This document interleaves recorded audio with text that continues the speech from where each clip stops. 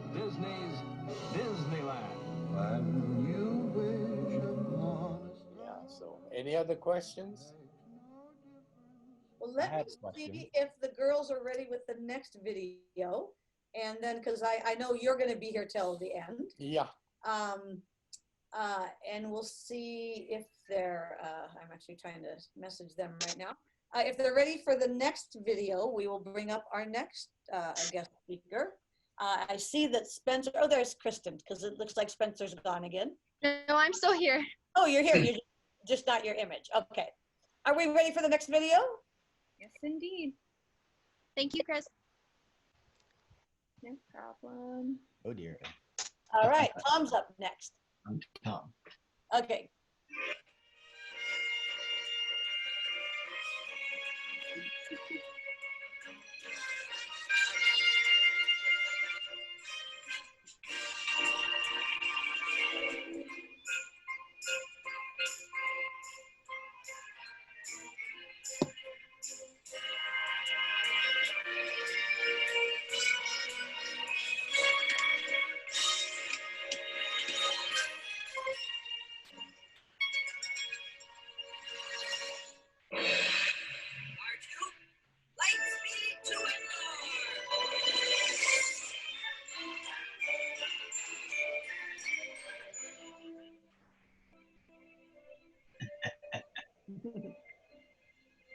Rock and roll.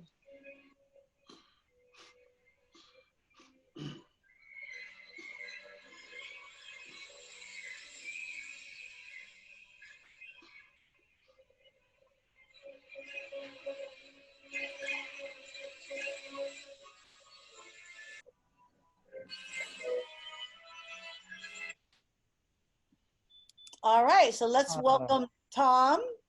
I want my hair back.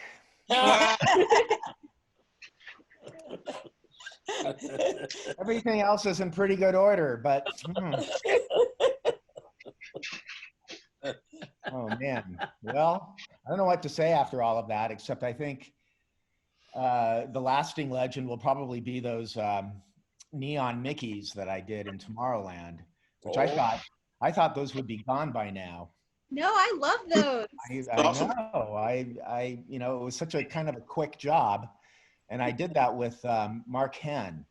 Oh, wow. So I did the concept, and I actually did animation roughs for it, which I was not an animator, although I was an animation geek as a kid. So I roughed that out, and you know, it was very rough, and someone said, you know, we're going to have to hand that over to the animation studio because obviously you can't handle it. Fine, I don't want to, you know, it's just the idea, you know. And so they had Mark Henn do it, and yeah, that looks great. And I never ever looked back and compared what he had done with what I had done. I just assumed he had redrawn it. And years later, you know, I found the old tissue that I had done, the very rough tissue, and realized he had really just cleaned it up and sequenced a couple of them. Oh, yeah. But not to take anything away from Mark, because he is, of course, you know, a god. But you know, it just shows you like you're in just such a hurry that you're not comparing and going back and forth. You just trust the next person in line is going to make it better.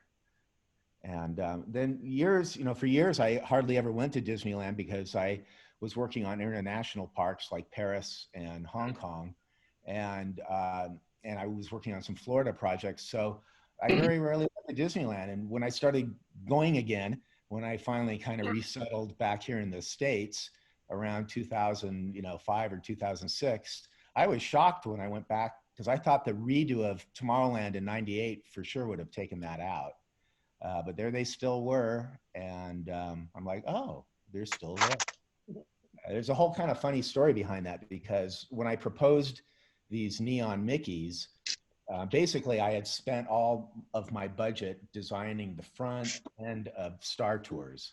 So I had done the front, the sign, that mural Gil Kepler actually did the illustration for, but I kind of, you know, roughed it out and basically did the architecture, even though I'm not technically an architect, and ran out of money by the time we got to that shop. And so neon was just starting to kind of come back in the mid 80s.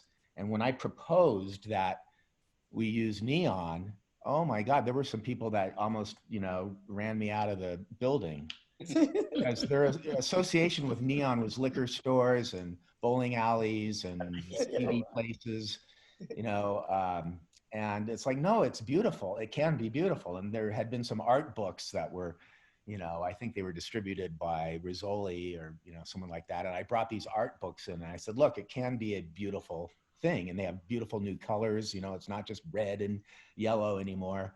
And so we brought this guy in who's from the oldest neon company in the United States. It was actually, I guess, invented in Germany, but the oldest company was here in LA Neon. And this guy comes with this big Professor Harold Hill sized suitcase, and he opens it up and it's all the samples of neon lit up.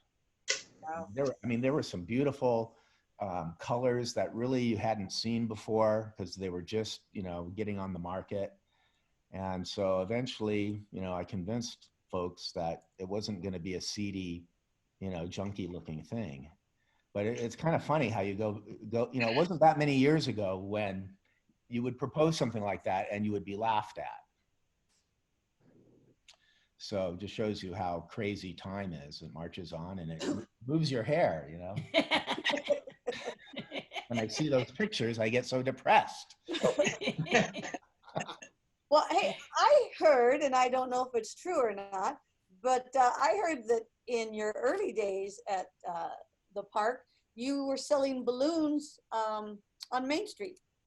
Yeah, that's how I kind of started with the company, because I had a paper route, and for 3 years I had been tossing papers, folding and tossing papers in the Bluffs area of Newport Beach, which was kind of like a new Irvine company development.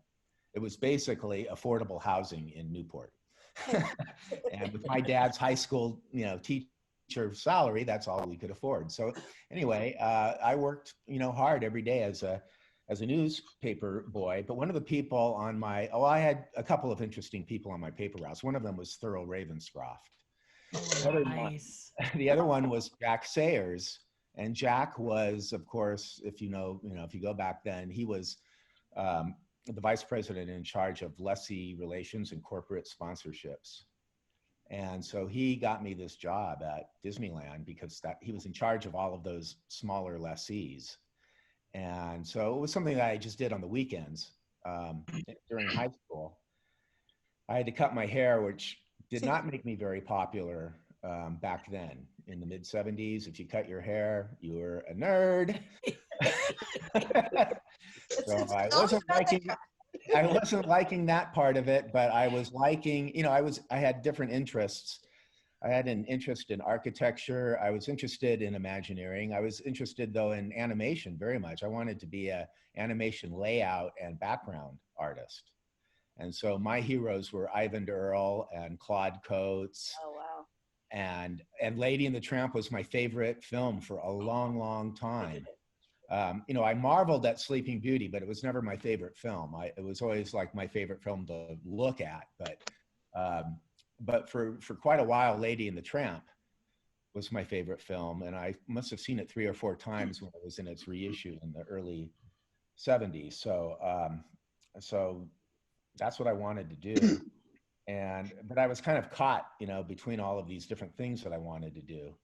And my high school counselors really pushed me out of animation. They said, that's a dying art form. Oh. They were kind of right at the time, but, you know, it still surprises me to this day how they discouraged me. And I said, well, I want to go to this new school called Cal Arts. And they said, don't go to Cal Arts because all they teach there is basket weaving. You'll get a degree and you won't be able to go anywhere with it. I go, well, animation. They said, that's a dying art. So I'm like, eh. So I snuck into the studio one day with me and another friend who worked at Disneyland, and you could get into the Disney studio with your Disneyland ID. So I did school, I think it was in my junior year, and we walked right into the animation building and just started looking at all those really cool displays that they had in the main hall there. Was there a lot of baskets there? No baskets, but they No had baskets. animation cells, and they had that Mr. Geographic display, those little dioramas, yeah.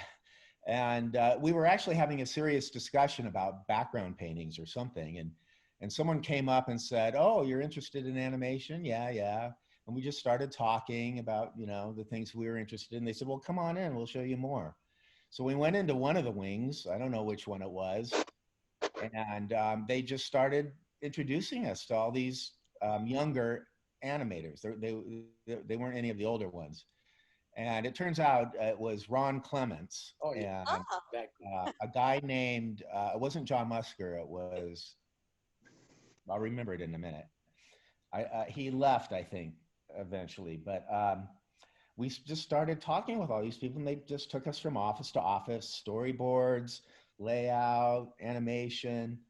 And I'm like, "Don't you guys have like a deadline or anything?" No. 6-year deadline. No deadline. And so we had lunch. They took us to the cafeteria, and they like, "Do you want beer?" There was a big barrel of beer. I'm like, "We're not old enough to drink beer." And so we had lunch, and then we walked around the back lot, I remember, and ate. I guess we took to-go lunch, so we ate on the porch of, I guess, the Summer Magic house, I guess it was. And I guess this is how it is here at the studio. And I came back one more time, and I think I talked with Eric Larson. Oh, yeah. And and I got another kind of brief tour.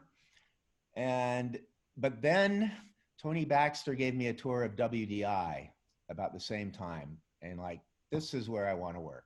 That's it. This is where I want to work, because they had a deadline. But more importantly, there was just a spirit, there that I imagine the Hyperion studio must have been like, back in the day, or Disney back in the, 40s and 50s. And so I guess that's where I decided I wanted to be an Imagineer. And, and I was good at drawing, but not good at painting. But I had tried doing some illustrations. And so I was starting to get into illustration, but I wasn't good enough in my mind, to compete with Herb Ryman or Clem Hall or Claude Coates or any of those. So anyway, long story short, somehow I ended up at Imagineering a couple years later in the middle of college. They had headhunters in the park. They were grabbing students out of Cal Arts for the animation program, and they were grabbing kids out of Cal State Fullerton, Cal State Long Beach, UCLA, and USC for these projects they were starting up at WED, Epcot, and Tokyo Disneyland. And so they had seen my portfolio, because I put it on, you could put your portfolio and your resume on record there back then. And it was a file, someone's file cabinet. I go, like, that's never going to amount to anything. That person will leave and his files will be thrown out. Yeah. But I got a call in late '78 that they were looking at my high school drafting, because I took 3 years of drafting. And I was a good draftsman, I wasn't yet a great illustrator or anything. That was going to be, that's what I was training for. I was also taking film classes. So I was thinking about just ditching the whole thing and going into film. And they said, your portfolio, your drafting portfolio is exactly what we need right now. And we need you right now. Like, well, what's the job? It's an apprentice show set design. It's not just doing nuts and bolts. It's not, doing details of rafters for the architecture department. It is designing sets, because we can see that you've got a really good design sense. So I started right off working on the World of Motion, which was a debacle when I was in the middle of it, because Ward Kimball was in it, Mark Davis had been in it and was still kind of in it. And I think Ward Kimball was in the process of offboarding and handing it over to Claude Coates. So Ward was still kind of in it. And they also had, there were like 2 art directors on it that I had no idea kind of what they were doing, but they ended up being like, oh my God, Bob Clatworthy and Jack Martin Smith. And it turns out that they didn't really have any official duty on it, but they were just nosy and, you know, were kind of sticking their opinions into it too. So these people would come along by my desk and I didn't know what the hierarchy was, but they would offer comments about what I should do with this scene and do with that scene. And I'm like, well, who am I supposed to even listen to here? And they said, Claude, you know, this is Claude's now. So, okay. And I ended up sort of designing a scene for it because there was like this area in the show that, oops, we forgot, you know, or we under-designed it. So it was the scene with the hot air balloon. And so I threw out some ideas for it that I thought were pretty good, but Claude didn't like the idea, but he liked the setting that I had done for it. So then after that, it was Journey into Imagination, which just started up. And so Tony picked me. I had known him from the park. And so I'd, you know, gotten to know him a little bit. And so he wanted, you know, some fresh eyes on his project. And so then for the next 3 years, I worked on that, Journey into Imagination, and moved to Florida. And I worked a little bit with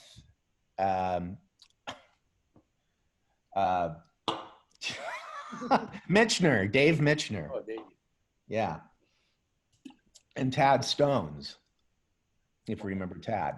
Yeah. So Tad was on it. I worked with him more closely every day. And but the real person kind of who fleshed out that show was Andy Gaskell. Oh, Andy Gaskell. Who was a great, great artist. And he was also very, he was very versatile. You know, he could do animation, he could do backgrounds, he could do layout. So he really kind of designed those scenes. And I came up with some ideas. I did a couple sketches that sort of made it in. But my job was to do that big dream catching machine that you saw me on that model working on. And yeah. Steve Kirk had done the model. And, you know, I thought, this is a good model, but there's some things about it that are a little, that could be improved, let's say. And this thing should be as beautiful as the Nautilus, right? When you're done with it, it should be like every kid wants this in their room. So I kind of, you know, carefully broached the subject. I think I had gone ahead and already made some little changes to it, and I put wings on it. And I thought, oh, you know, is he going to kill me? And he's like, no, make it better. Just, you know, that's what we do here. You know, I make it good. You make it better. The next guy makes it better. Doesn't always work out that way, but it worked out that way on this. And so I guided that thing because we had to make 5 of them. And basically I did mechanical, but aesthetic mechanical drawings for it. And, you know, I had to cut sections through it and, you know, and design every little part for it. Some of the parts we ended up buying, like Jello molds and, you know, some toilet floats, you know, copper toilet floats and stuff. Because it wanted that kind of like, it's made from, you know, salvaged pieces and parts. But a lot of it was actually it had to be tailor-made to get it to be beautiful and graceful. So, so I was a show set designer for several years, and then one thing led to another. This job that they hired me for to be a draftsman, an apprentice draftsman, they said, you know, it'll be over after Epcot, so then you could go back to school. And I said, that sounds good. And I never went back to school because it was just one thing after another. There was Fantasyland 83. I worked on the new upgrade of the Peter Pan ride. After that was was proposing the onboard audio for Space Mountain, but that took 10 years to happen. Wow. Yeah. So I was doing demos on Space Mountain in '85 with onboard with a Walkman and all these different soundtracks that you could listen to as you rode Space Mountain. But it didn't get adopted until the Space Mountain Paris budget is the thing that kind of paid for it for California. Paid for the research and development for it. And I worked on, what was next? I worked a little bit on I did the Star Tours entrance and those neon Mickeys. And I spent a couple years at Disneyland working with Kim Irvine in the SQS area. And, that's a very important, that's like reality land down there. And up in Glendale, you can kind of dream a little bit bigger and have a bigger budget. But down at Disneyland, it's all about, we need this now. We need a practical solution for this. And so that was really good experience for a couple of years. And then I was brought on board to work on Indiana Jones and did some early development when it was going to be a branching ride system, when there'd be different variables to the route that you would go on. And then shortly after that, Disneyland Paris happened, and I was selected at the last minute, because they had already selected the show producer for it, but then they had a management shuffle. So they wanted that producer down at Disneyland. And so at the last minute, I was picked to work on Fantasyland, which was kind of already designed for the most part, except for the castle. And they said, you're not to work on the castle because we already have 7 people working on the castle. Why do you have 7 people working on the castle? Well, I guess no one can quite figure out what to do. Like, The big castle. no, I know what to do. And nope, do not work on the castle. So I didn't work on the castle.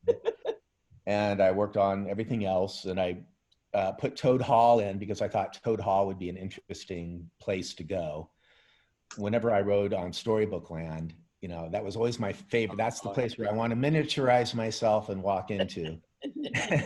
And so I thought that would make a great restaurant instead of this other thing that they had, which had no personality, and added the hedge maze. So there was no hedge maze. And I had been through some hedge mazes. So I thought, here's a, kind of easy, didn't turn out to be easy, but inexpensive capacity that you can add. And it's totally different. And it kind of pays tribute to the European thing. So in the meantime, no one was making any progress on the castle. We had some of the best people working on it.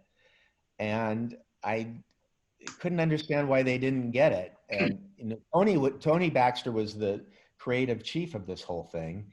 And when he would explain to me what it was he wanted and that they weren't producing, I'm like, I know exactly what you're talking about. I know what, when you talk about, you want it to have the texture and the feel and the huggability of the castle in California, but you want the grandeur of the Florida castle. So I know what that means. And I don't know why no one could get it. Can't work on the castle. Well, Tony would say, one of the things he would say is, I want it to be soft. I don't want it to be as crisp and sharp as the one in Florida. I want it to have, it's a little bit weathered down like the one in California. It's softer. And, it's almost like one of those little castles that you get for your aquarium. So that's kind of an exaggerated want that he said, but someone took that seriously. And so one of the designers literally designed this mushy 2-story little castle that looked like it came out of Cleo's fishbowl.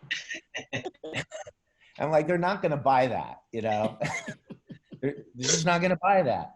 And Tim Delaney came up with an incredible castle but it was a huge departure. That was very Art Nouveau, but kind of space age at the same time.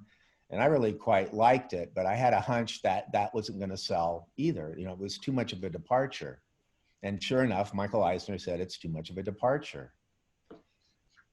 So I said, Tony, I'll do this on my own time and figure it out. He said, okay, but you can't charge any time to it because I'm already over. They're screaming at me because I've hired 7 people to design the castle with no results. So I studied castles, and the one interesting one that I think I studied, pictures, research, you couldn't go to Google, remember? So I was using the library a lot, and I was going through storybooks because what he was asking for was a storybook version of a castle. It's based in some reality, but then it's exaggerated in some way to make it real. And I always loved Ivan Earl, so I started there. But then, you go and you look at the backgrounds from Sleeping Beauty, which are all beautiful. except the castle is not really defined, right? It's kind of ugly. I mean, it's like the the one thing that Ivan Earl never quite got, and you know, kind of sterile, and kind of like, you know, what they eventually built in Las Vegas. And so, okay, it's his landscape, but it's not his castle. And so I just, you know, I went through books of N.C. Wyeth, and Tangren was my other favorite. Gustav Tangren was my other favorite stylist. And so I was using Gustav Tangren, and finally I asked for backgrounds from Sleeping Beauty for the landscape and from Snow White. And they didn't have backgrounds from Snow White. They had some charcoal layouts, which was good enough for me. But I would say that the few scenes where there's a snow, you know, where there's a castle in Snow White, I was borrowing from that, because that would seem to be more similar to the Disneyland castle, just a little more rotund, or maybe more Romanesque and less Gothic, but just with nicer kind of details to it. And I put together a collage. Before I did any drawing, I just put together a style board just to see, is this the direction? Does this taste right? And Tony loved it. I wish I still had that. I guess they threw it out. It was in the morgue for a long time at WDI, but I guess it's gone now, and I never took a photo of it. So, but Tony really liked it. And so it was used to sell kind of the next phase, which was just some sketches that I did, which weren't, you know, frameable, but they were sketches that a model builder could understand and an architect could understand to get started with the thing. And then I became kind of like a castle Nazi on it, because people were in the model, you know, you want it to get better in the next phase, right? That's what I did for Steve Kirk. And then the people at Mapo made it even better, you know, when it was its final piece, but it was not getting better in the model phase. And it was running into the same problems that the designers were running into. They were misunderstanding what Tony was talking about. And so I would just draw up every tower of this thing and space it just right. I said, just do it with dowels first. Just take a bunch of different diameter dowels and make it an arrangement that's a pleasing, that's the number one thing, is it's got to be a pleasing arrangement. And then work backwards from that. This is the opposite of what you're taught in architecture school, which form follows function. This is, the function has got to follow the form, because it's the face of the park. And you also want people to buy merchandise, and, you know, it wants to be a thing that you want. And so I just wrote herd on it. And, you know, it's kind of what you're not supposed to do, micromanage, but I did. And just followed that thing through. And we had a really good architect, Mark Lesko, who was Raylan Lesko's brother. Raylan Lesko was one of the ambassadors. And so he was the architect on it, and he was really good. And we had some, you know, eventually we had some really good architects on it, but it was just, you know, it was a challenge to get it to the buy-off stage where we could take management in and say, this is what we're talking about. And it's a little bit French, you know, but it's not so French that it just looks like every other one of the hundreds of thousands of castles that are in the Ile-de-France, you know, area of Disneyland Paris. And so, and then I had the rest of Fantasyland too, but that, you know, was pretty easy because we had such good people on it. And Matt McKim worked on it, and he, along with a couple other sculptors, turned that Dragon's Lair into a masterpiece, as did Terry Hardin with the dragon, and Skip Lang. You know, I mean, these people, it wouldn't have come out the way it did without those folks. And I didn't concentrate so much on those areas. I concentrated on the architecture of the castle, because I was just, at any moment it could get too serious, like the one in Florida, or too crazy, like a miniature golf course one. So that was my big thing, and during that period. And so that was all Disneyland Paris. It was a great experience. And I don't know, I've probably gone over my time limit now. Oh, we've all just shot that to heck. It's all right. But it's, excuse me, we're celebrating Disneyland. Right. All of us are missing being there or celebrating in some fashion. I don't think there's too many people objecting that we're stretching this out a little bit long. Yeah. But that's an amazing story, and it's very interesting to see, working at the different parks. Like a lot of you have contributed to various parks, so I can imagine in your mind how I would think. Excuse me. I think it'd be interesting to see the difference of doing the same attraction but tweaking it for different parks, but yet still trying to stay true to it. I think that's one of the great challenges that Imagineers face ahead is when you take something and you make it better, or your idea is you're going to make it better.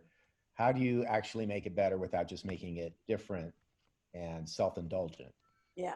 Without gratuitously taking things out or gratuitously putting things in. Yes. And so, I think there's a right way to do it and a wrong way to do it.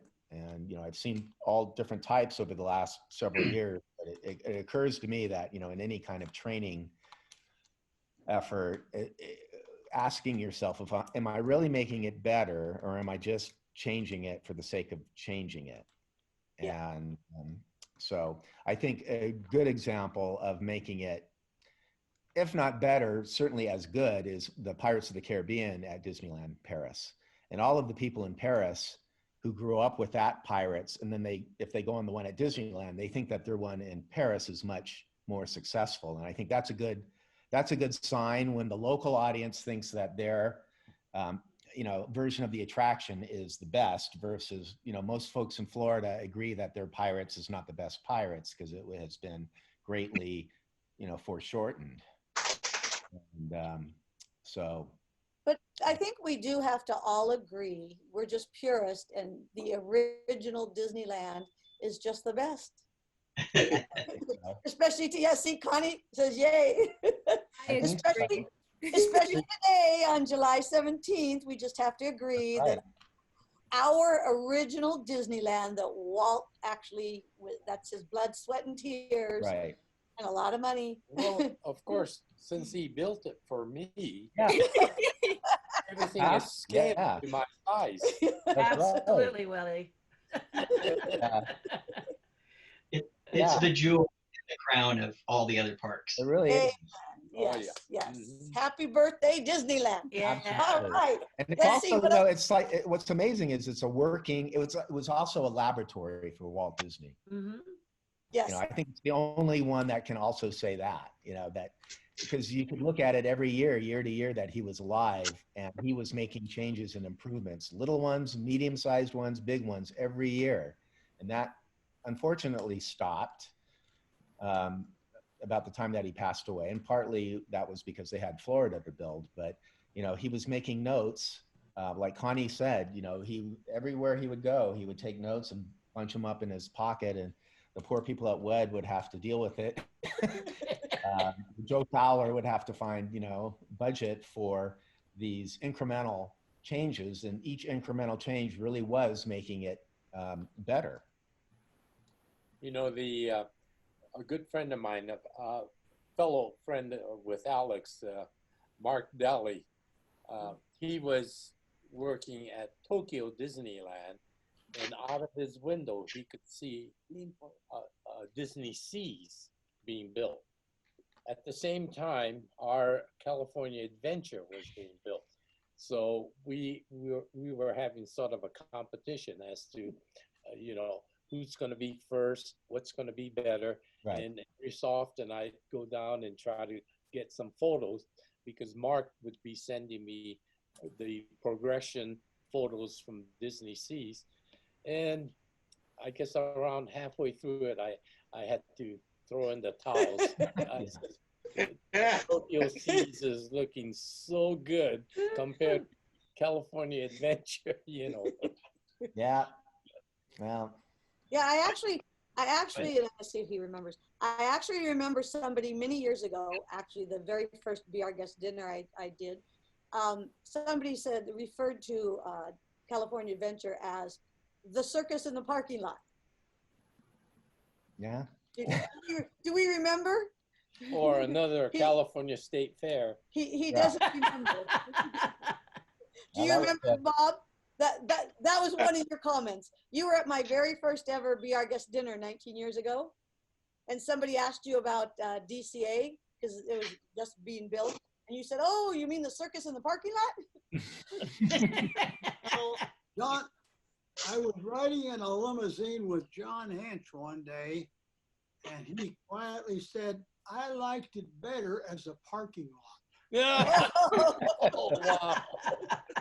And earlier we had a soft opening for Imagineers, and I was walking along arm in arm with Alice Davis, and she was critiquing everything she saw with the most naval language I have ever heard. Yeah, I love that about Alice. Thank you, Alice. Oh, I love that about her. We call that colorful. Yes, Colorful, Yeah, yes. colorful. Blunt honesty. Yeah. Okay, Spencer, Yes. do we have another video? Yes, we do. I think Kristen's going to pull it up for our Okay. next speaker. Thank you so much, Tom. That was wonderful. Very Yes. welcome. I enjoyed it very Great. much. It was Yes. great. Good to see you, Tom. I like your ears, Spencer. Oh, thank you. Who might this be? This is for Matt McKim.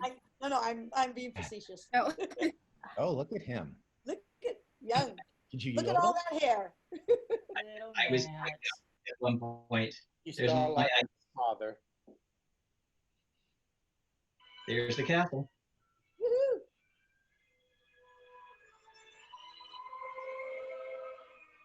Wally. My good memories. That's a good shot. You pulled up a few others. A black eye. You never know what I'll do. It's true.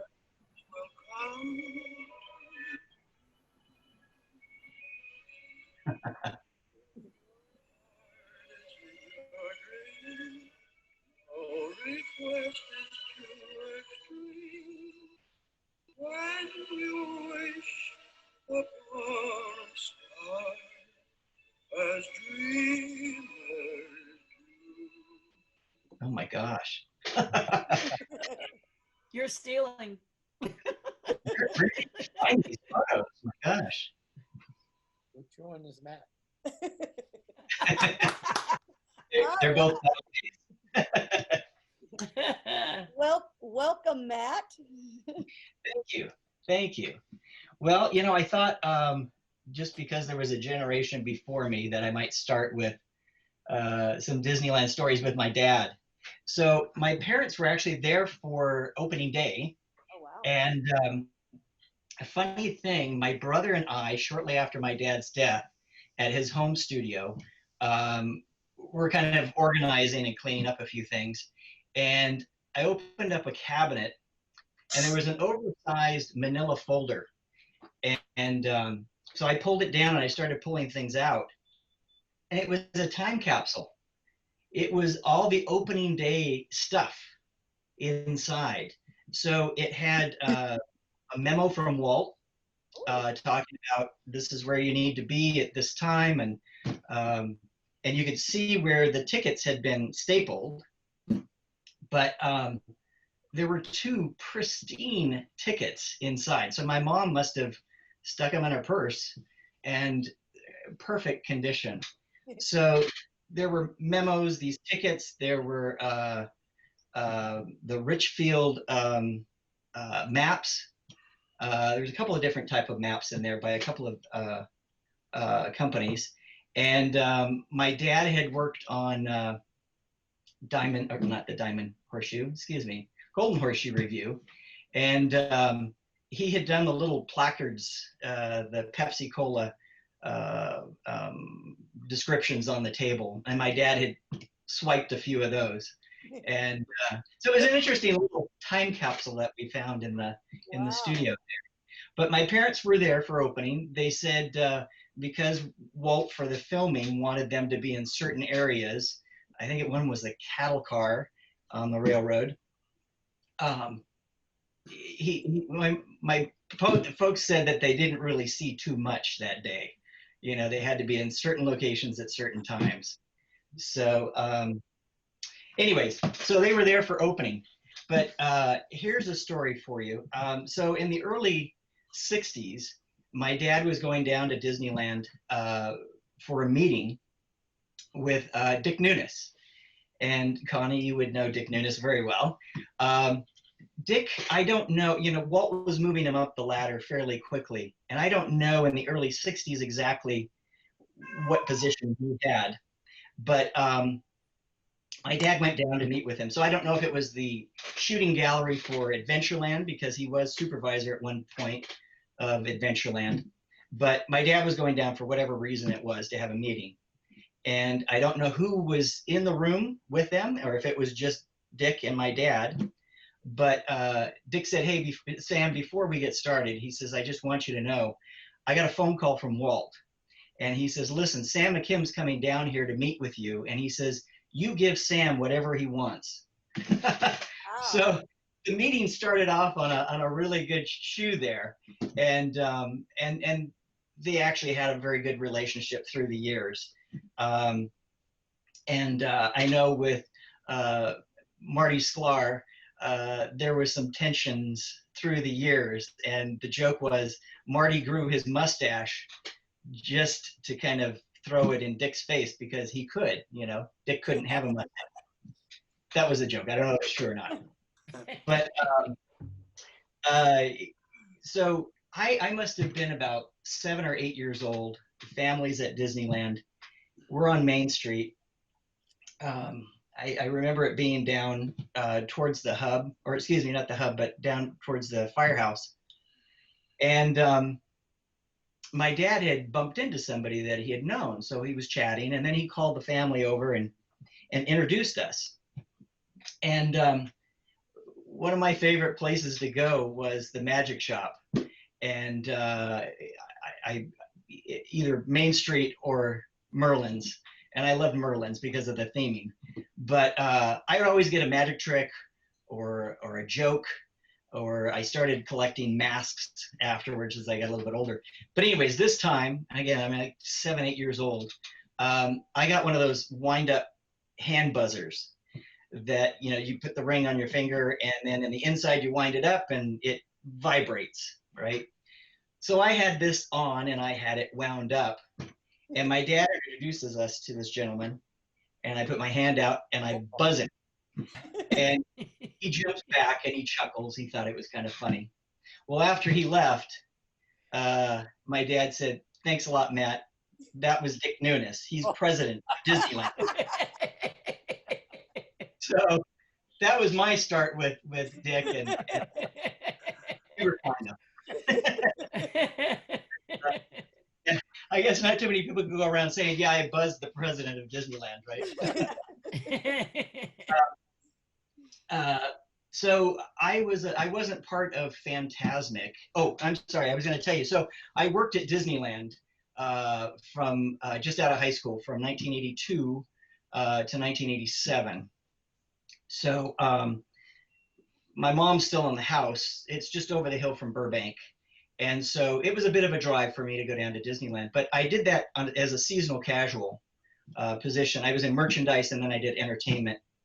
And, but I was going to school in Northridge, at Cal State Northridge in the art department. And so anyways, I did that while going through college. And so I was going to tell you, I'm trying to do all of these Disneyland stories for you, but with the Fantasmic viewing expansion that we were doing down there, we were moving trees around and such, and there were 2 large ficus trees that we were moving. And if you know the name Bill Evans, Bill, and he has plants named after him. He touched, as long as he was living, he touched every park that Disney did. He was Walt's landscaper originally, and that's how Walt brought him in to do Disneyland. But Bill was a great guy, and but he was very precise about his plants. And he had 2 of these ficus trees that he had saved. I don't know exactly where, but they flank the stairs as you come up from Rivers of America, going towards Mansion. And so they were moving these trees, and they had house jacks on them with carpeting to protect them. And one of these house jacks slipped, and it gouged a big chunk out of the trunk. And Mark Shermer was the landscape, WDI landscaper for that. And he came running up to me, and he was really upset. And he says, listen, these are a couple of Bill's babies, and we gouged it. Bill's going to be here tomorrow morning to look at this stuff and buy off on its position and everything. And he says, you got to save me, Matt. Well, at the time I was doing character facades. So I was dealing with cement and everything. And so Mark said, hey, could you put some cement in that gouge and resculpt it? And then you have the painters come by tonight or first thing in the morning and match the color of the trunk. I said, Mark, don't worry about it. I'll take care of it. So I had the guys mix up a batch of pure cement for me, and I slapped it on, and oh my gosh, the color was perfect. I told the painters, forget it. I don't need you guys. But just so you didn't see like this weird patch, I blended it, but I kind of sculpted a knot very similar to one that was already on. And so I was pleased with it. It looked pretty good. You really couldn't tell. And Mark didn't talk to me until like the next day, but he said, oh my gosh, Matt, I owe you big time. Bill came, he didn't even see anything. It's perfect. And so the funny thing is, I'd be down there for other projects, and I would walk by just to kind of take a look at this. And the tree trunk was starting to grow around it. And I would watch it and see its progression. And one day I noticed it was gone. And I looked down at the planter, and it was down there. And I should have leaned over and grabbed it as a great memento, but I didn't. So I'm sure it was thrown away. But I don't know how many years later, Bill was at WDI. And at that time, he was, I don't know how old, but he was in a wheelchair. And I said, Bill, I got to get this off my chest. And I told him that story, and he laughed. He thought it was funny. Thank goodness. Yeah. And then actually, it's kind of funny. Some people were talking about that bricked-in arch on that phantasmic expansion wall. And I was told by my boss at the time, who was John Olson. He says, "Listen, I want to see an arch here, bricked in, and oh, on the keystone, put a date, would you please?" And I said, "Sure, I'll take care of it." So I'm thinking, what date do I put on this thing? And I think of the Columbia, and that's the 1700s. So I decided to put 1764, which is 200 years before my birth. And one of the art directors that this was coming through SQS at the time. They were overseeing it, and I have drawn a blank on her name, but one of the art directors came by, and she was checking on some things, and she says, "Hey, that bricked-in section looks pretty good." She says, "But what's the story of 1764? I don't get it." And I said, "Oh," I said, "Yeah, this whole area was built up as they were building the Columbia back in the 1700s. And so the year that this was built was 1764. And she was kind of giving me a funny look as we were walking, talking. And I said, okay. The story is I was told to put a date. It's 200 years before my birth. She goes, "Now that makes sense. Thank you." I know Dave Smith used to get all kinds of letters about that. What does 1764 mean? And I kept my mouth shut for the longest time. I thought it was kind of a fun little mystery. but finally he figured it out. And That's all. what's that? That's great. Yeah. So, you know, another little thing that I left behind at Disneyland that I haven't seen in probably 20 plus 25 years maybe. And I'm down there at the wrong time, and it's a hidden location. I was working on Toontown, and at that time I was doing rock work, and it was a very slow day. And the guys were saying, Matt, why don't you just go find something to do? Why don't you go sculpt something? We'll give you some cement, whatever. So there's a retaining wall up behind the old Goofy's bounce house before you get to the railroad tracks. There's a little retaining wall. It's very small, but it's quite long. And so the guys were up in that area, and I said, okay, you know, throw some cement up on the wall. I'll sculpt a Mickey head. And so I sculpted this Mickey head. I had to go back the next day to put his nose on because that was too much to do in one day. And of course, my initials are MM, so no one could track me down. It was Mickey Mouse, right? And I put, and I sculpted this actually to be under the soil line, so it would never be seen. It would be buried, you know.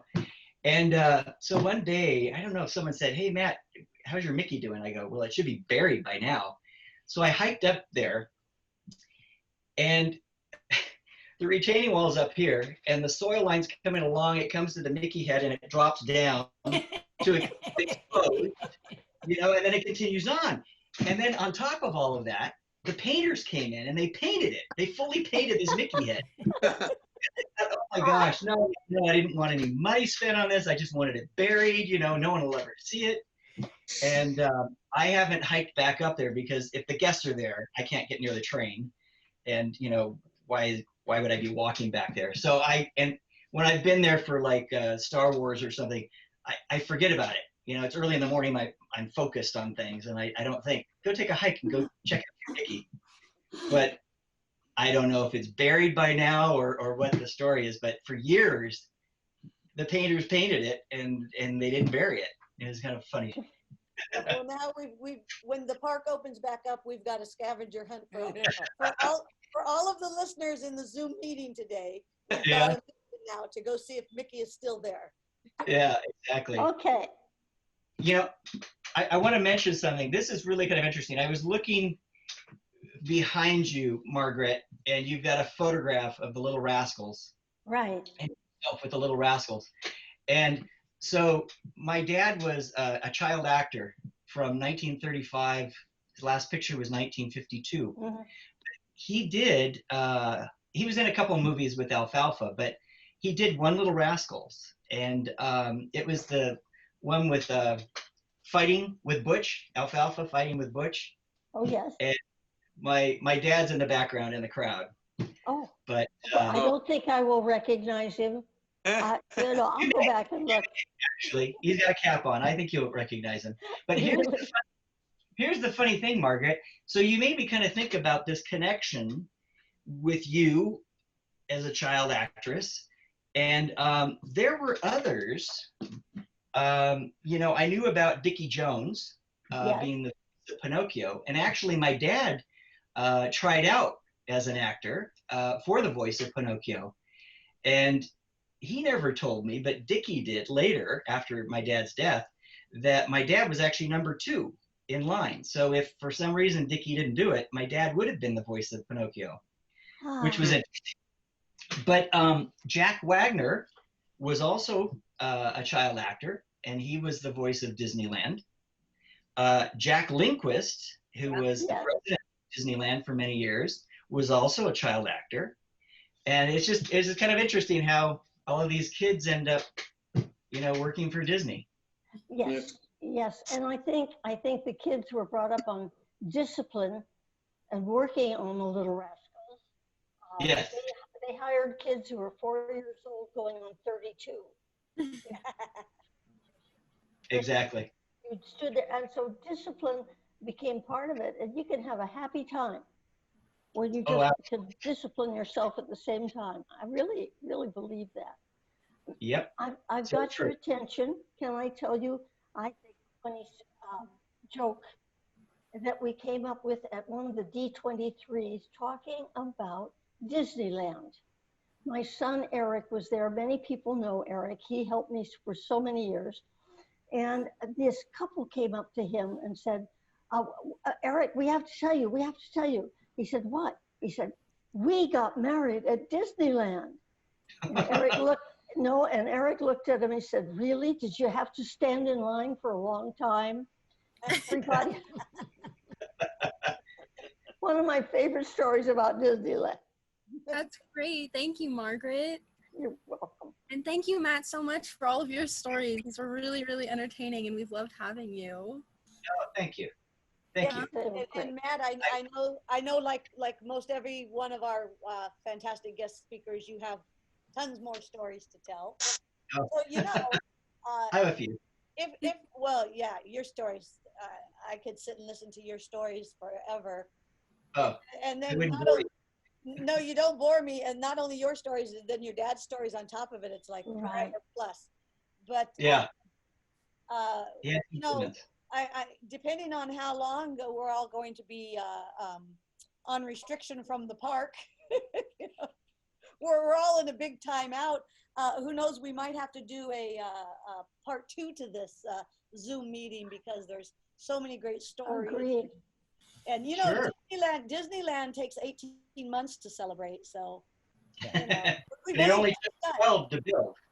Yeah. I know, but when they do an anniversary celebration, a lot of times they run it for 18 months. Yeah, Cindy will need to ask me anything special. Yeah. So everybody comes back and they can ask the questions. Oh, that's a good idea. We've only just begun. Thank you so much, Matt. Yeah, thanks, Matt. Matt, good seeing Spencer, you. Thank you, you guys. I mean, I've had fabulous memories and stories of working with all of you guys. It's just, it's homecoming. It's really nice. Thank you. Aw. Are you going to stick around a little bit? Sure.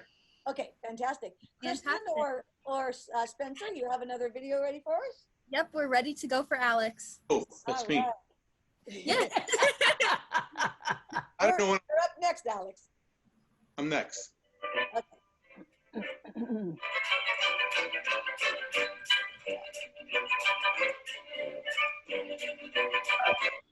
Young.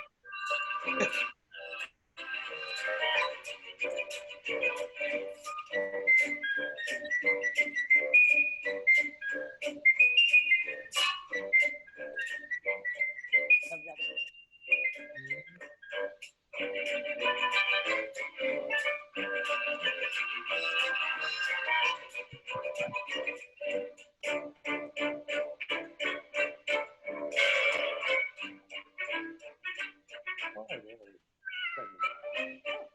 There's Jessica.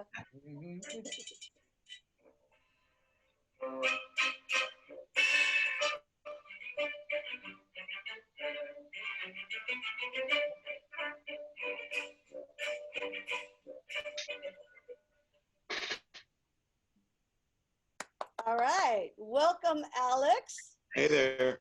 Thank you for staying with us because I know you're 3 hours ahead of us. It's well, it's Friday night, but you know, every day's Friday for me. Okay. Grew another 3 inches just waiting. Yeah. Like I didn't have a beer when we started in quarantine. When you So. signed on.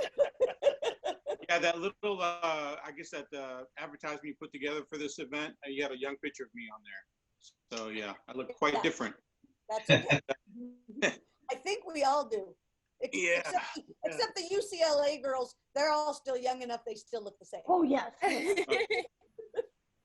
Yeah, I didn't know you could show those pictures. I just gave you several. I said, just choose a couple of them. And I think you put all of them on there. Why not? Like That's I said, anyway, like I said, Matt, you never know what I'm going to do. My name is Yeah. Alex Merritt, senior character artist with the Disney Creative Group here in Orlando, Florida. I'm originally from Miami, Florida, born and raised in Miami, 3rd generation Floridian, 3rd or 4th generation. I always wanted to work for Disney all my life. Right back in the day before internet, I used to at the Sunday paper and look at the ads, the want ads for jobs at Disney World. And, you know, I was hoping I'd get a job there someday. And so fast forward, I couldn't afford to go to college, go to art school. I went to the U.S. Navy. I was an illustrated draftsman in the U.S. Navy. He decorated my office and on the ship with like all kinds of Disney characters, and all the guys I worked with, they're fine with it. That was pretty cool. But I remember getting back in 1980, I joined the U.S. Navy, and I remember buying the Illusion of Light, and that was like the Bible for me. And I just would draw characters out of there, and I always wanted to be a Disney animator. As an artist, I thought that was the only kind of job you can get in Disney, was an animator. I didn't know any other art jobs, right? So I thought that's what I wanted to do. So I would just read books on Disney. All my life, I just read books on Disney and animation and learned as much as I could. Fast forward after the military, we went to California, tried to get into with Disney, went to CalArts to apply and got accepted at CalArts. Didn't go, but I did get accepted. Well, it's only basket weaving anyways. I'm sorry? It's only basket weaving anyways. Basket weaving, yeah. And pottery. But it was I had a great time going to college to visit, because it was the head of animation was Bob McRae, and he had just retired from Disney, I believe. And he had so many beautiful Disney drawings in his office, and I was just blown away. And I sat there and talked to him for 2 hours. He had to kick me out of his office because I didn't want to leave. I just wanted to talk to him. And it was really cool. I got to go visit the kids, the students, and they're talking about Disney, how they just got a tour of Disney. And I was like, God, I would kill to go to that studio. Because when we were visiting out there, I would go by the studio on the Burbank lot, and I go in front at the gate, and I just sit there. It's like, I want to go in there so bad. And there's just no way of getting in there. I even went up to the guard gate and asked the guard, is anybody just go in and walk around? He goes, no, I'm sorry, I can't let you do that. So when I met these artists at the school, they actually knew an animator at Disney, and they said, they'll give you a tour. So I called up this animator named Jeffrey Lynch. I'll never forget his name, Jeffrey Lynch. Don't know where he's doing now, but he agreed to show me this studio, and I got to go in. I was so happy to go up to that guard shack and give him my name, and my name was on there, and he let me in. I was so excited. I couldn't believe it. I parked. Know the feeling. I'm sorry? Know the feeling. Yeah. Absolutely. And, you know, it was the entrance on Buena Vista Street, not the Riverside entrance, but that's the main entrance then. And then you just kind of went over to the right and parked. And I parked right next to a big yellow Rolls Royce. And I saw above it said Ron Miller. And I knew who Ron Miller was. And I was like, oh my God, that's like the head of the studio. And I want to meet the guy and all that stuff. And Walt's son-in-law. But so I met Jeffrey, and he took me around animation. I was just thrilled. They're showing me scenes from, they're working on the Black Cauldron. So I got to see quite a few scenes of Black Cauldron. Got to meet Mike Giamma, who was in Story at the time, showed me around, talking, you know. So that was like one of the best days of my life, right? But also, you know, we're crazy. I'm a Disney fanatic. So I actually, with my wife, we actually drove up to see Walt's house, of course. And Mrs. Disney was still alive at that point. And I see like on the outside of the gate, there's like a little call box, right? So I was like, I want to go and see if I can meet Mrs. Disney. So I didn't have the guts to do it. So I dared my wife to do it, and she went out. Oh my God. And she buzzed the buzzer, and I was right close, the car was right there. And we heard a lady come out and say, yes, hi, may I help you? She goes, is this a Disney residence? And the lady said, yes, it is. And my wife goes, is Mrs. Disney in? And she goes, yes, she is. Who's calling? And she goes, my wife goes, we're just fans of Disney, and we're big Walt Disney fans, and we just like to, you know, go in and see the property. Because back then, this is like 1983, October of 83, and there's no internet back then, so I didn't have a lot of information. So I assumed that Walt's little train was still around, right? It was like track, and I just wanted to see the track. I wanted to walk along the track and all that stuff. And so my wife says, yeah, Mrs. Disney doesn't know, so we're just big Disney fans. And then she goes, hold on. And she comes back on the speaker and she says, Mrs. Disney is dressing. Would you like to come back later? Oh. And I was like, oh my God. I mean, Mrs. Disney, she didn't like, sick the dogs on us or anything, you know? But so we said, sure, thank you very much. And we just kind of sat there in the car. We didn't go anywhere. And then the gates opened. I said, oh, are they allowing us to go in or what? Or are they going to stick the dogs on us? And then we saw a Jeep come out. And I saw this young man with a beard. And I knew who it was. It was Walt Disney Miller. And he just ignored us. I guess there's so many people go see all the stars' homes there and stuff. So he didn't pay us no mind. But the gate was still open when he left. And I was like, let's go in. Let's just drive in. But we didn't have the guts. But so that was my close encounter with Mrs. Disney. I never got to meet her. But anyway. I always wanted to work for Disney all my life. And we quit. I was a graphic designer in South Florida, quit my job. And my wife quit her job. And we came to Orlando. So I'm knocking on doors. Thank God I found the right door. And I got in the merchandise art department. And I thought it was really great. I liked it, but I thought, I don't want to be an animator. I don't want to just draw merchandise art. I want to do animation. And there was no openings in animation at that point. And they were getting ready to, I guess Disney MGM Studios just opened and stuff, and they had this little animation studio, and never happened. But I started realizing, like 6 months into doing this character art, that I am where I'm supposed to be. Everything works out for a reason. Oh yeah. I just realized that, all my life I drew Disney characters from books and just drew all the wonderful characters that I loved all my life, from Mickey to Snow White to Bambi to Thumper and Tinker. I love drawing Tinkerbell, and I know I've drawn Margaret. I've drawn Tinkerbell for you for a couple times, I think, right? Oh yeah, you got it in your book. She's showing one. Hold on just a second, Margaret. If I get my mouse to go over there, we'll put you. Yeah. There it is. Look at those eyes. Can I read you all that? As an artist, I think Flo was saying that you're starting to learn. Sorry, go ahead, Mark. You want to say something? The thing that I wanted to say is that I seldom see Tinkerbell drawn front face, full face, and you've done it each time. This was a gift that he gave to me because I missed bidding on his artwork at a Disney Animator show, and he saw I was so disappointed. He drew it on a napkin for me in about 20 minutes. I tell you, I was so impressed. Well, I took that from Bill Justice. Bill is a good friend of mine, and I love Bill. And Bill started that whole drawing on napkin thing, right? And he started, I just kind of followed suit on that. So I still draw on napkins for people, cloth napkins, and it's fun, But yeah, so I I started realizing I was in the right place, and I just really embraced it because, at one point we were working in the animation building in Orlando, and I knew some animators, and I think it was during Lilo and Stitch or something. One of my friends was working on Stitch, and so I was asking, well, what are you working on? I'm working on this alien movie, and set in Hawaii, and I thought that was really odd.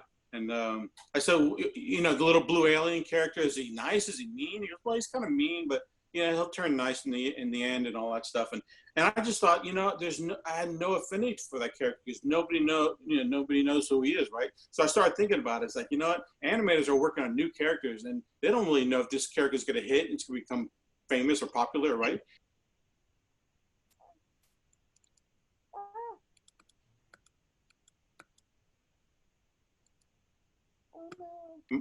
Okay, but got to draw. And I still, get to draw all the great Disney characters, and it's just fun. And I just don't get. I haven't gotten sick of it. I've been doing it for almost 30 years. I think in December it'll be close. Next August it'll be 30 years, I believe. I've been doing it, so still fun. And I get to do all the ice art. I get to do.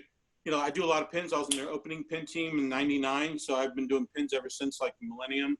For pin trading, and I always I love anything to do with Walt. So I always take on all the Walt Disney Day pins. So a lot of those are mine. Anything with Disneyland, especially Disneyland history. I actually was supposed to be at Disneyland today to do a signing because I did several Disneyland birthday pins. That didn't happen. Didn't you do the large birthday pin? There was a map pin or something. The map. Right, for the 65th anniversary. Yes. I was taught that it's anniversary, not birthday. So that's right. You just did that one, yeah. Yeah, I just did that one, and then the marquee. So this is my work computer. Actually, I don't know if you can see. but the marquee was supposed to be several pins put together in a puzzle, but they made it just one pin. Oh, okay. Cool. I love that. I was a little disappointed. I really wanted it to be the frame set. It was to be a frame set. And that's my drawing for the map. Map one, yeah. Which sold out from what I understand. Yeah, unfortunately, I'm going to have to go on eBay to find one. Oh, no. Yeah, but yeah, so I mean, as far as Disneyland stories, I think Floyd said in the beginning, there's just so many stories because, you know, I love going, I go to Disneyland on vacation, I go on business trips. There's so many great times. I walking around with Bill Justice was great. Tony Baxter giving us a tour of Indiana Jones. A walkthrough tour was fun. I'm sorry, go ahead. Do you remember how old you were the first time you went to Disneyland? Yeah, it was actually when I went out right after I got out of the Navy. When I went the first time, when I went to studio and all, I was right out of the Navy. I was 21, I think. Oh, wow. 21. Okay. Yeah.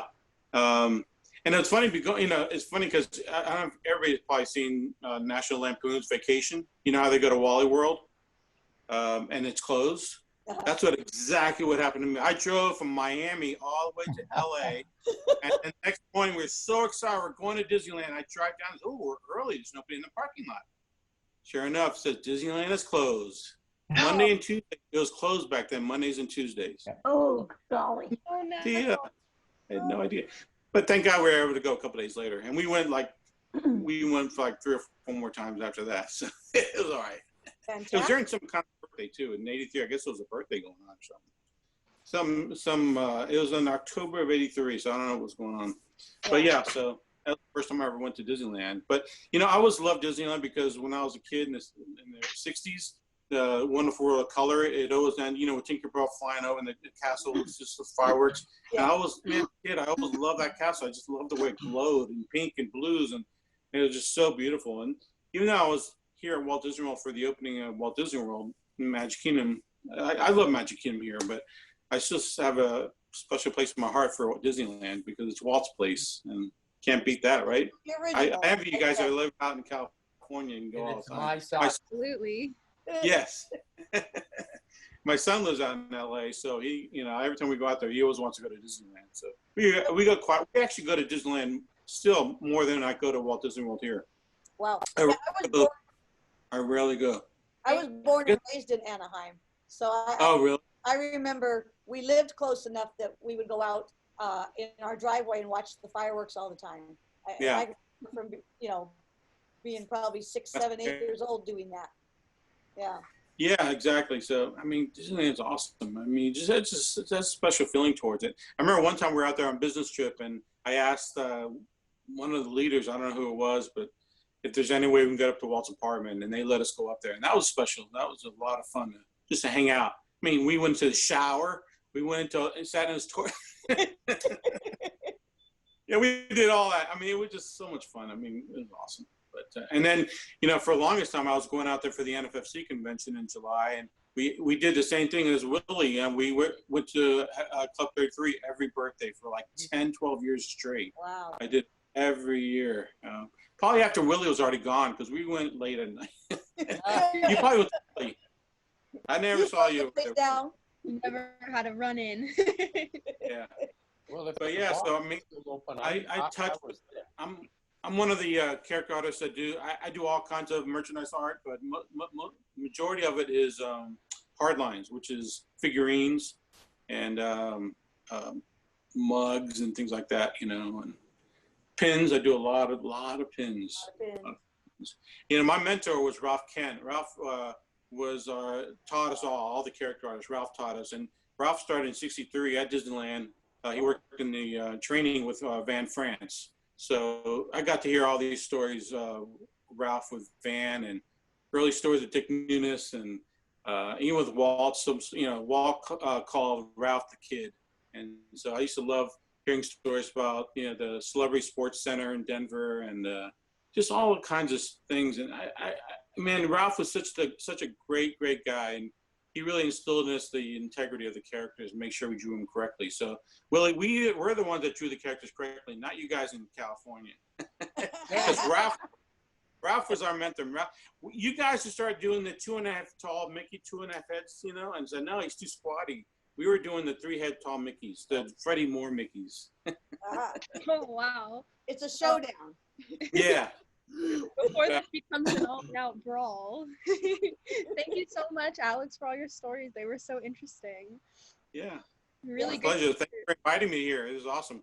Yes. I just want to hear everybody speak. Are you going to stick around until the end? Yes, of course. The best is coming up, right? Yeah, the best is when it's just a free-for-all and it's question and answer back and forth. All right, wonderful. Well, hopefully when we're at the end of everything, we'll have some questions for you. But I think now we're going to move on to Bob. Bob. Hey, Bob. Fantastic. But thank you so much, Alex. I really enjoyed hearing your stories, especially the one about trying to sneak into the Disney home. It's embarrassing. All right. Are we ready, Kristen, to go with Bob's video? Perfect. All right. Aw.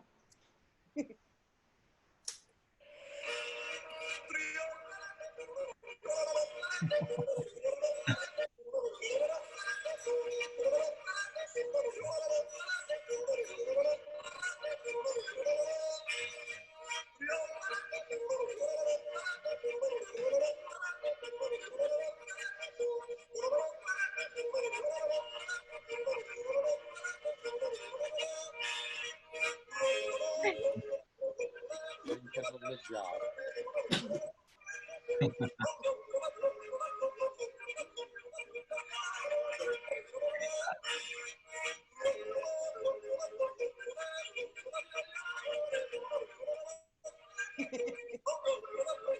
At the ring.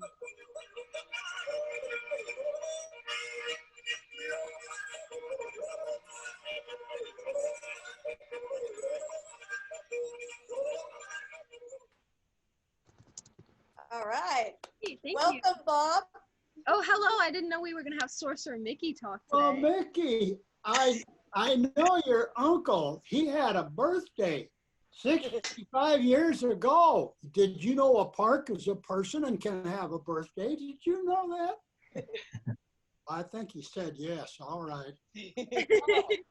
I have never heard so many personal anecdotes and crazy stories, most of them true, for an entire morning and an entire afternoon. This has been very, very amazing. So I'd like to do something a little bit different.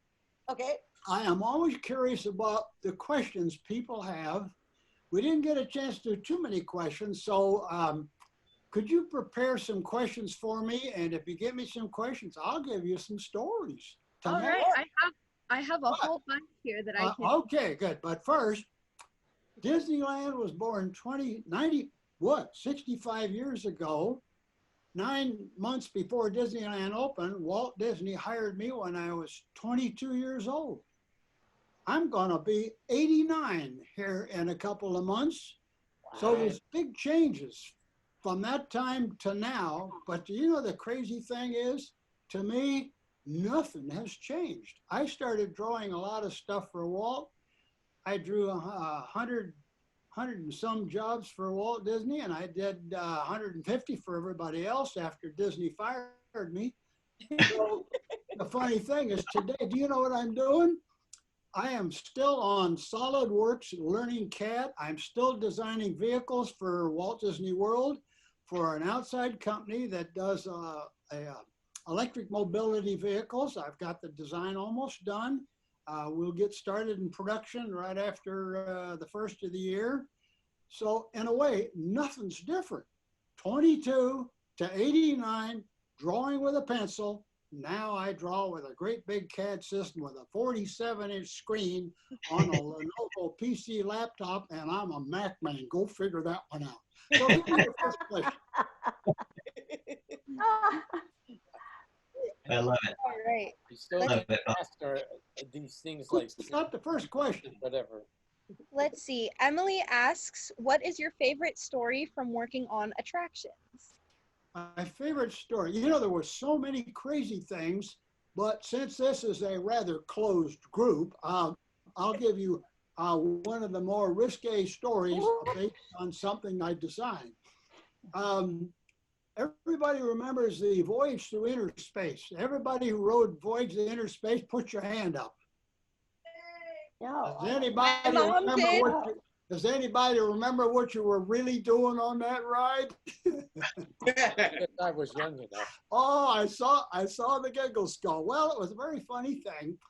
Walt wanted to have this idea of a little bit more kind of arms around yourself when you tell a story. So I rigged up the car with a little kind of snuggly pit kind of a design. It had a speaker right and left. We put stereo sound in that. And a very eerie kind of storytelling. You're going to go down and look at the nucleus of an atom. So right away, you were already like you'd been dropping too much acid to ride this ride in order to get the whole story.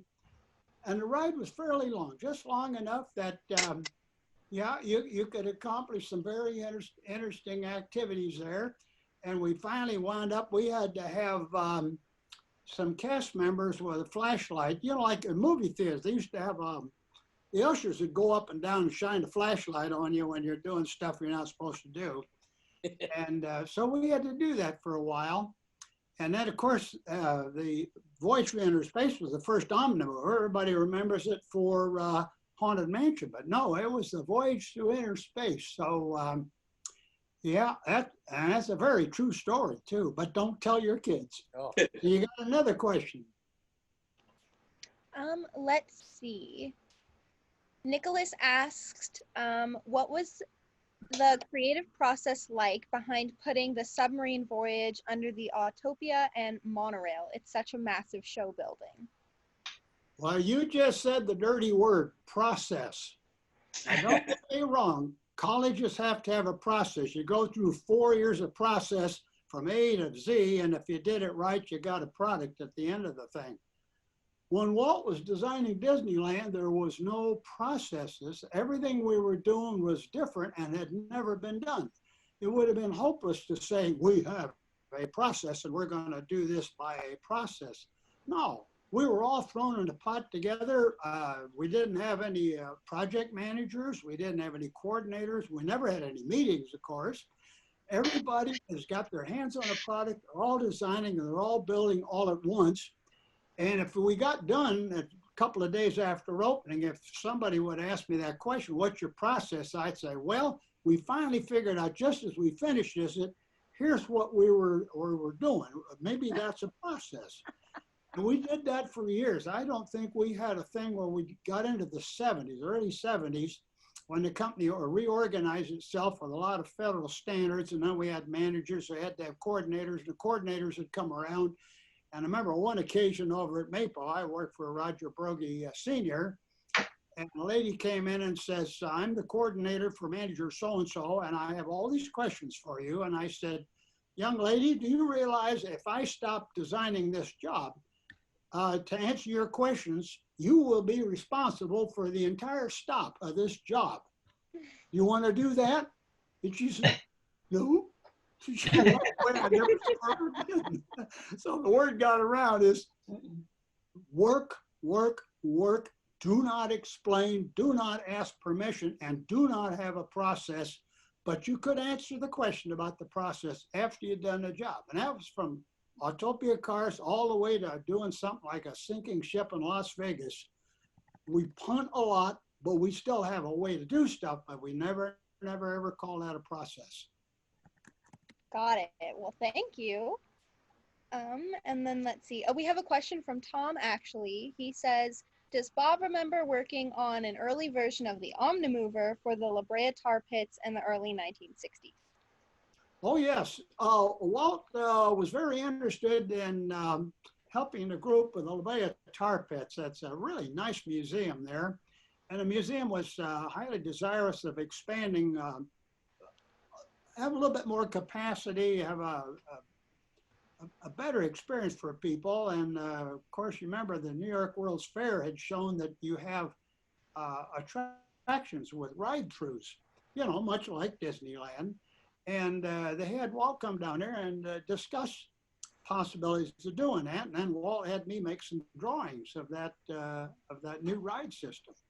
And nothing ever came of it, but there was a big interest, and they knew to go to Walt to ask to see if it could be done. But like a lot of ideas, they get started, but then they just sort of fizzle out after a while. Great. Got it. And let's see. Tammy says, is there a ride that never made it to the park that you wish would have? I don't think there is any, because here's a curious thing. It's easy to do a blue sky thing, spend a lot of time, a lot of money, and build a big attraction, and it's gone in 2 years. I know a company that's done that a couple of times.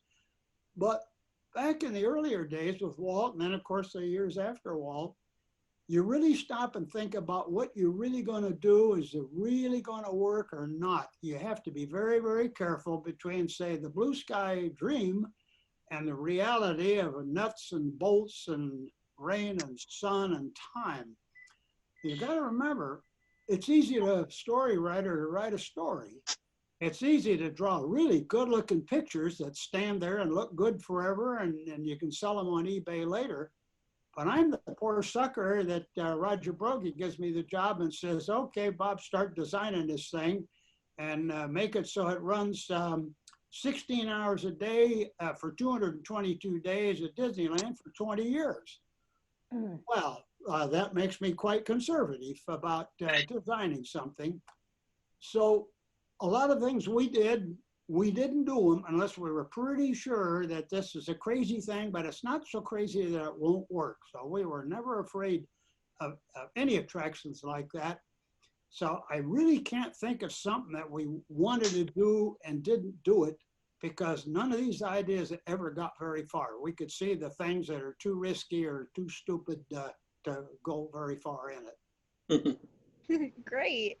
Let's see.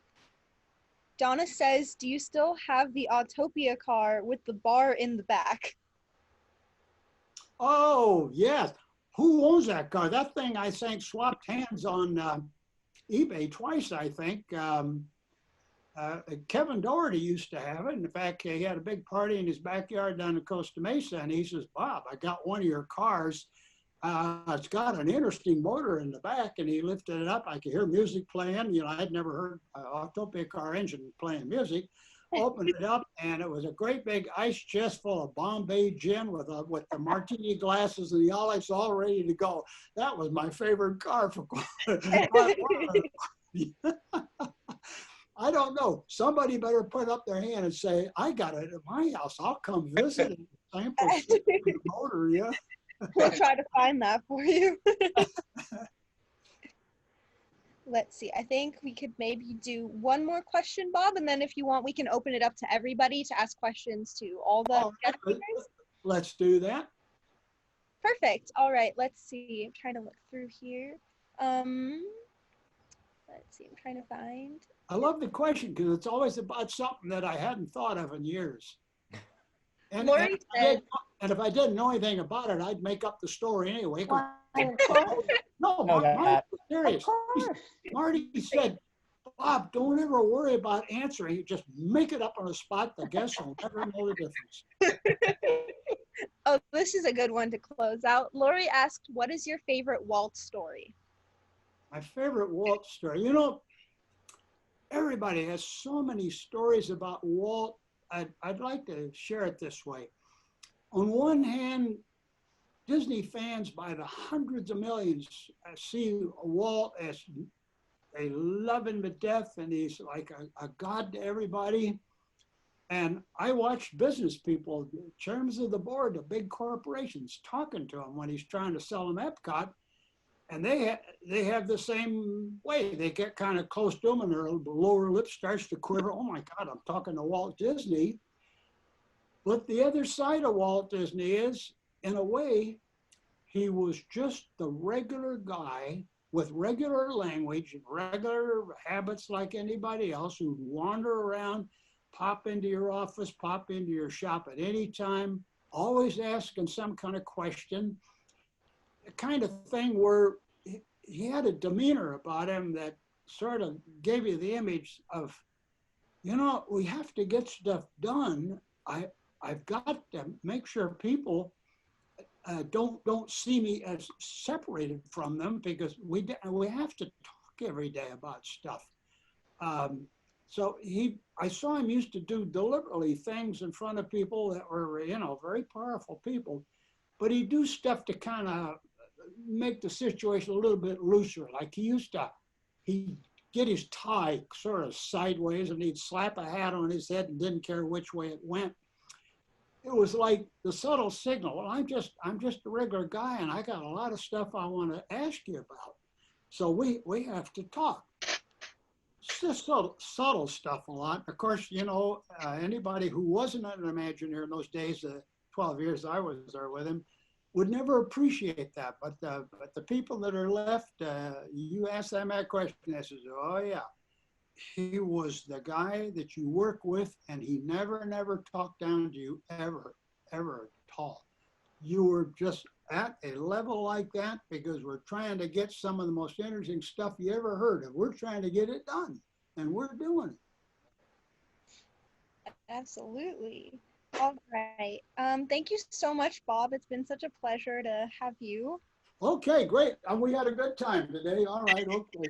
We did. Oh, you got more questions. Oh, okay. Oh, yes, we do. So now I think we're going to open it up to... I was gonna say, Spencer, are we gonna go ahead and have, I was thinking, if somebody had a question to raise their hand and we could unmute their mic. And yeah, I think that would be a good idea as well. So I see we have 94 participants here right now. Okay, so I'm good at this stuff, yeah. So if you want to raise your hand, we can find you there. All right, I see Emily is raising her hand. See if I can unmute her. Hello. Emily? Hello. Hello. How are you? What's the question? I was just wondering, what is it like to see the transformation in technology from when you first started working at Disney to now? Oh, this is one of my favorite subjects because you look at the animation that we had at Disneyland on opening day. Some of the animations were very simple. There were sometimes electric drive motors where you had a little drum timer, very simple stuff. We didn't have anything that we could say was like servo controls, hydraulics, certainly not digital. None of that stuff came along until way up into the 70s. Remember, these are tools to tell stories with. Today, we can tell stories today with through virtual reality. We have digital controls. We have the ability to have screens as big as buildings. We have the ability to do mapping on the outsides of castles. If Walt was here today, he would see this as, oh boy, the tools are getting so good. Boy, can I tell stories really much better with all these kind of tools. This has been a natural progression all the way through all these years, and I'm just totally fascinated by watching all this. And again, it's related to the fact that I came into Disney with a paper and a pencil, and I drew an Utopia car. Today, as I mentioned earlier, I'm using one of the most high-speed laptops I've ever seen. Got one of the fastest graphic cards. I can design and draw stuff electronically, and in a wink of an eye, the whole darn thing is rendered on a screen. I just jump out of my skin with the tools that I personally am using today, but these same tools are used all over the world by millions of companies. Wonderful. Thank you, Bob. And let's see, I see a Oh, question. now I can see you. Okay, you got your cute little red things up there in your mouse ears. Yeah. Okay. Yes, they're Snow White ears. Okay. Give me some questions. All right, let's see. I see Robert is raising his hand. Let's see if I can unmute him. And hi, I'm the other half of Robert. I'm Patty. Oh, hello. And I have Disneyland story, but I have a question for you specifically. But I remember being 5 years old and my mother showing me Life magazine with the teacups on it, saying, "This is gonna open up. This park is going to open up. And it opened in 1955, as you all know. And in 1956 is the first time I got to go. And at that time, there were still mules on the old Rocky Mountain paths. You could catch fish in Tom Sawyer's Island. And of course, my dad wouldn't let me keep it because the kids on the Mickey Mouse Club got to keep their fish. But what are you going to do with the fish in Disneyland? But the Utopia was one of my very favorite rides then. And I'm just amazed at, you know, your expertise, Robert, with all of those.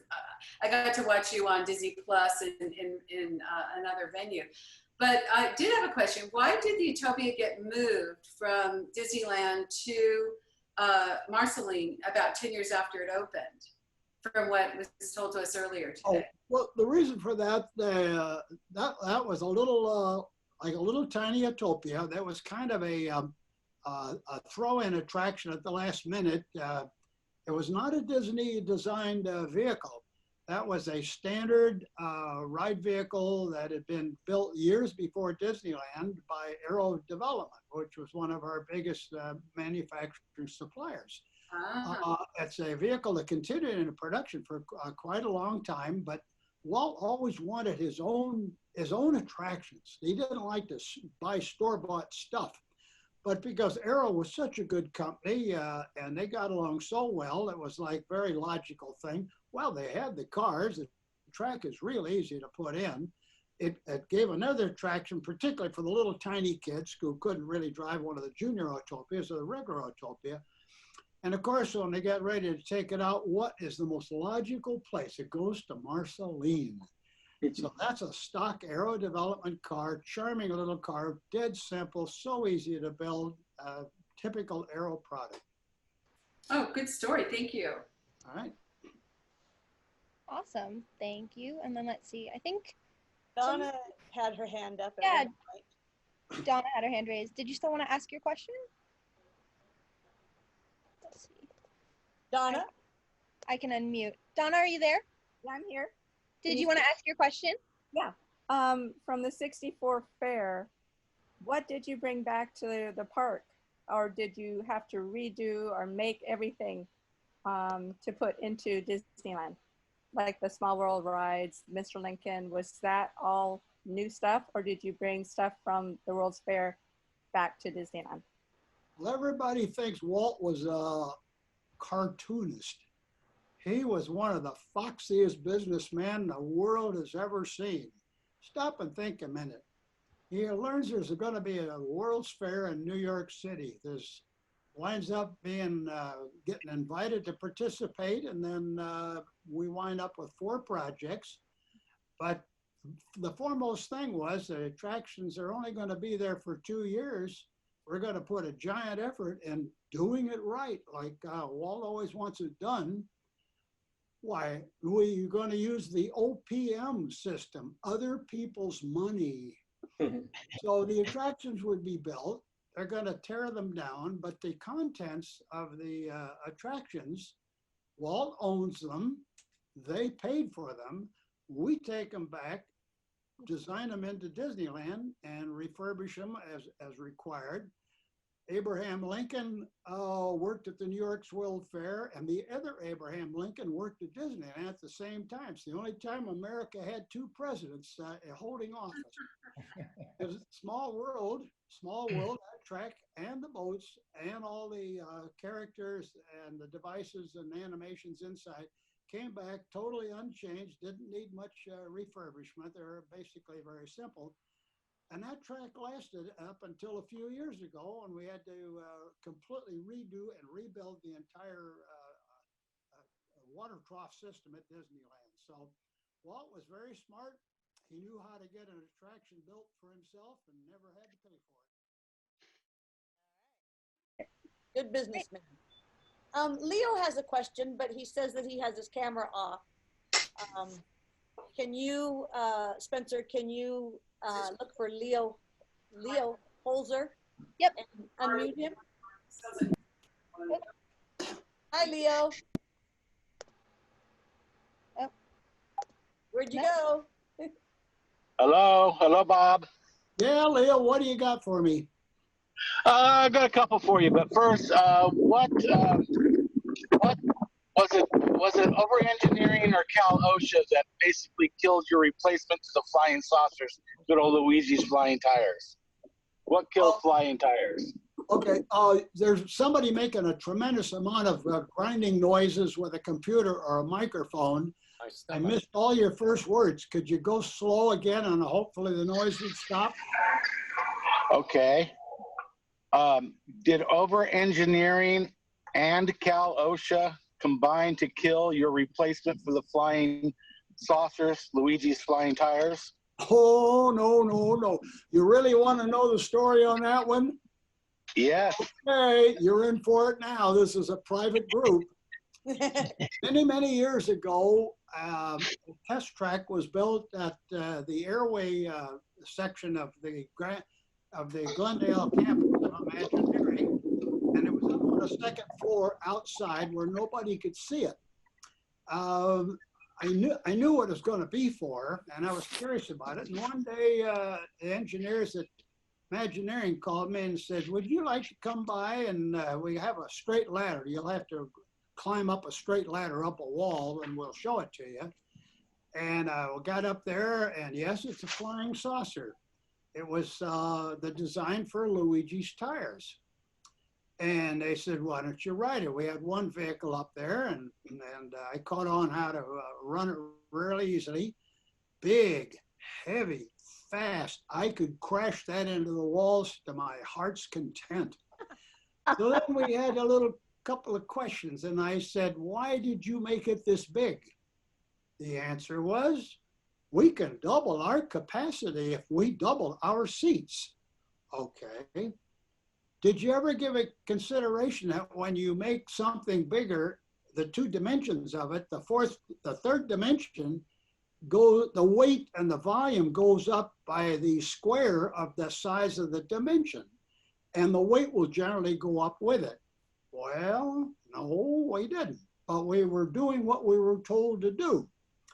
I says, "Why do you have such a large bumper on it, and why do you have such a large place that you can trip over?" And they said, "Well, it's because we were told we have to have a footstep to sit in it." Okay. I said, "Have you given any consideration to the people that are going to ride these vehicles?" Example, we have very large couples today. They ride around in scooters and they eat churros. And loving couples, the total gross weight would be a little over 600 pounds in the vehicle. Did you do some calculations to do with the square footage area with the air pressure that's underneath so that the vehicle will come up and not drag the skirt so much so you can actually move it? Well, no, we didn't. I said, "Can you give a consideration to a small child? They're just as small as when they rode the flying saucers originally. How is this small child, the ratio of his weight to the weight of the vehicle that'll carry the 600 pounds of live weight, how can that child tip the vehicle enough to get enough thrust in the countering direction to actually control it?" The conversation, as I recall, ended, and they thanked me for stopping by and taking a look. So in my mind, I couldn't wait for Luigi's tires to open, and I loved watching a fiasco. The fiasco was in part, we have a long queue line. We had a lot of display material that explained carefully how to ride the vehicle correctly. But guess what? Everybody down there at Disneyland, they're like this. They talk. Oh, I'm texting. Then they get on the attraction. The thing don't work. It works beautiful. I would go down there. I would pick out which car had the biggest distance and the biggest distance to go. And they give you this little thing. You run out there, jump in a car, commandeer that car, and then when the ride starts, I got a head start, and I can do my wall crashing and smashing people like mad. And everybody else is sitting there, "It's not working." So don't quote me on any of this, but I can tell you I was the first non-employee guest to ride Luigi's tires, but I wasn't the last. Nice. All right, let's see. I think we are going to close out this meeting by 5 p.m. Pacific time, if that's okay with everybody.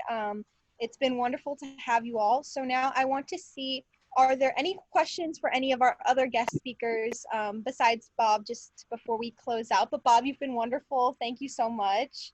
Okay, I figured if I gave that kind of an answer, nobody'd ask me anything ever again. Remember, this is strictly an insider Zoom program. Yes, we understand.